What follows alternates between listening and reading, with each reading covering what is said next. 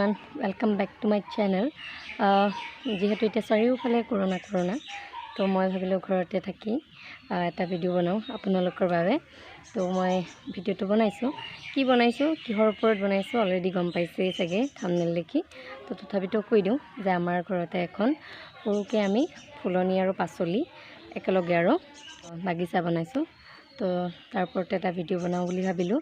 আশা কৰোঁ সকলোৱে ভাল পাব আৰু গোটেই ভিডিঅ'টো চাব। তো বলক ভিডিঅ'টো ষ্টাৰ্ট কৰোঁ। একদম প্ৰথম দেখাম এই ফুলজোপা। এইজোপা হৈছে অপৰাজিতা ফুল আৰু এই ফুলজোপা একদম ওপৰলৈকে বগাই গৈছে ফুলডাল। যিহেতু এইডাল বগাই যোৱা ফুল আৰু ইয়াৰ উপকাৰিতা বহুত বেমাৰত ইয়াক লাগে আৰু এই ফুলটো স্পেচিয়েলি শনি পূজাত লাগে। তাৰ পাছত দেখাইছোঁ এই ফুলডাল। এইডাল হৈছে গোলাপ ফুল আৰু এই ফুলডাল মই 2005তে ৰোৱা আৰু এইডাল অলপ ডাঙৰ আছিলে। মই কাটি পেলাই এইডালৰ দানিবোৰ আঁতৰাই দিলোঁ কাৰণ বেছি জংঘল হৈ গৈছিলে। তো এইডাল মই দানিবোৰ ইয়াৰ কাটি পেলালোঁ।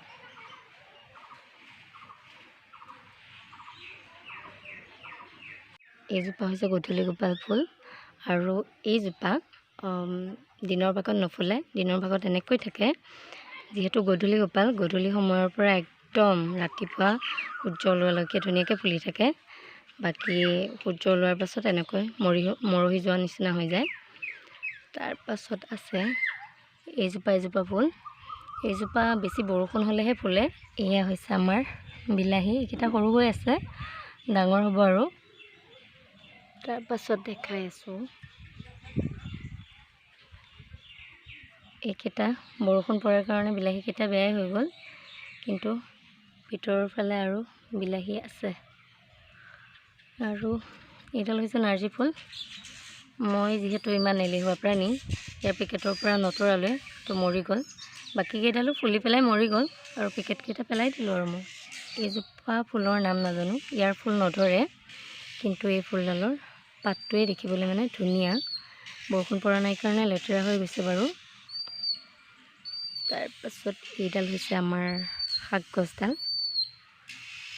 ডাঙৰ হৈ গৈছে আৰু যিহেতু ইয়াৰ গছডাল ডাঙৰ হৈ গ'ল সেইটো কাৰণে ইয়াৰ গুটি ধৰিছে এতিয়া। আৰু গুটিবোৰ একদম ধুনীয়া ফুলৰ দৰে দেখিবলৈ, চাওকচোন একদম ধুনীয়া ফুলৰ নিচিনা দেখিবলৈ গুটিবোৰ। ভাল লাগে এইজোপা শাকৰ। এইজোপা হৈছে বটুৱা শাক। এইফালে এইটো ফুল ধুনীয়াকৈ ফুলি আছে ফুলজোপা।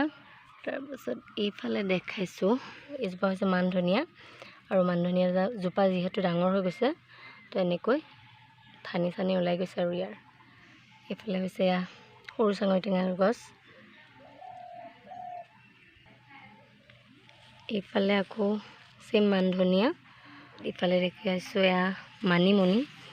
এইবোৰ পিছে নিজে হোৱা নাই, আমি ৰুই দিছোঁহি। আৰু বৰষুণ পৰাৰ কাৰণে ইয়াৰ পাতবোৰ সৰু হৈ গৈছে। যেতিয়া বৰষুণ পৰা নাছিল আৰু আমি নিজে মানে পানী ছটিয়াই থাকোঁ, তো তেতিয়া পাতবোৰ ডাঙৰ আছিলে মানিমুনিজোপাৰ। কিন্তু এতিয়া যিহেতু বৰষুণ পৰিছে তো ইয়াৰ পাতবোৰ সৰু হৈ গৈছে। তাৰপাছত এইজোপা হৈছে আকৌ ভতুৱা শাক আৰু ইফালে আছে মান ধনিয়া। এইবোৰ সৰহকৈ আছে ইফালে আৰু এইবোৰো আমি কিনি আনি ৰুই থৈ দিয়া জোপা। আৰু এইটো হৈছে চবতকৈ ডাঙৰ আৰু ফাৰ্ষ্ট তিয়ঁহ। তাৰপিছত এইটোত পলিথিন পিন্ধাই থৈছিলোঁ, কিন্তু এতিয়া খুলি দিলোঁ যিহেতু ই ডাঙৰ হ'ল আৰু ইয়াক কাটি নিব লাগিব, খাবৰ হৈ গ'ল ইয়াৰ। আৰু ইফালে এইকেইটাত এনেকৈ পলিথিন পিন্ধাই থৈছোঁ। এইটোতো থৈছোঁ পলিথিন পিন্ধাই এইকাৰণেই থৈছোঁ যাতে পোকবিলাকে ইয়াক বিন্ধি বেয়া কৰি দিব নোৱাৰে আৰু তিয়ঁহটো মানে ভালে থাকে আৰু।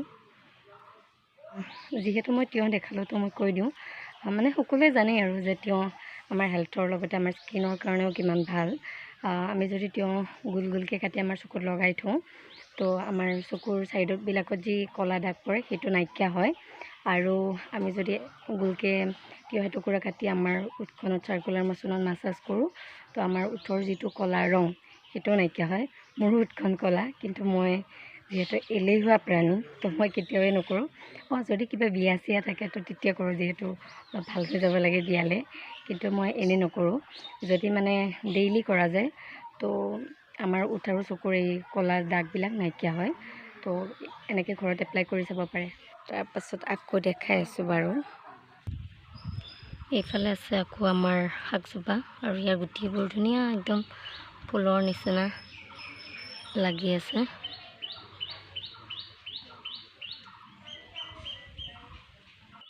এইফালে আছে আকৌ আমাৰ খৰিকাজাই ফুলজোপা, আৰু ইয়াৰ গোন্ধটো খুবেই ধুনীয়া, আৰু ৰাতিটো আৰু ধুনীয়া গোন্ধায়।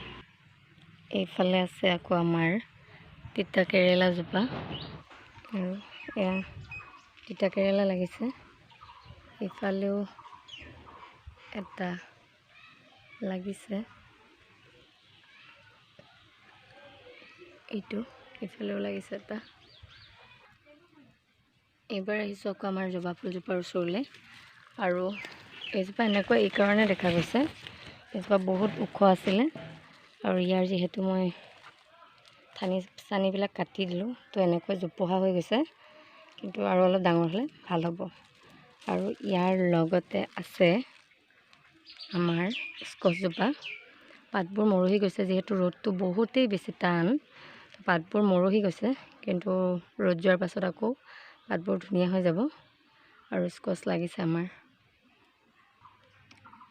ইফালে আকৌ এটা স্কচ লাগিছে, আৰু এইটো অলপ ডাঙৰ সিটোতকৈ, আৰু আছে ক'ৰবাত, কিন্তু এতিয়া বিচাৰি পোৱা নাযাব চাগে।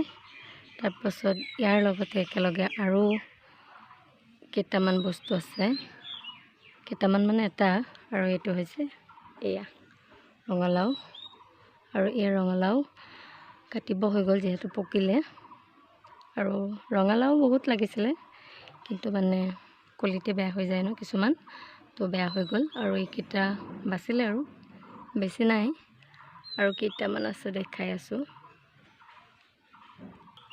আৰু এইটো এটা ৰঙালাও, এইটো পকিলে, ইয়াকো কাটি নিব হৈ গ'ল। তাৰপাছত আছে এইটো এটা, এইটো পকিলে, আৰু ইয়াকো কাটি নিব পৰা হৈ গ'ল। তাৰপাছত তলত আছে এয়া জলকীয়া লাগিছে, এজোপা খুব জ্বলা জলকীয়া, এয়া জলকীয়া লাগি আছে। আৰু এটা বস্তু দেখাই দিওঁ, এইডাল হৈছে লেচেৰা মাহ, আৰু লেচেৰা মাহজোপাৰ গতিটো চাওক, মানে বেছি যত্ন ল'লে বস্তুবিলাক ভাল নহয় ন। তো ইয়াতে গোবৰ পানী কিমান কি কৰিলোঁ, কিন্তু ইয়াৰ মানে চেহেৰা চাওক, অৱস্থাই নাইকিয়া।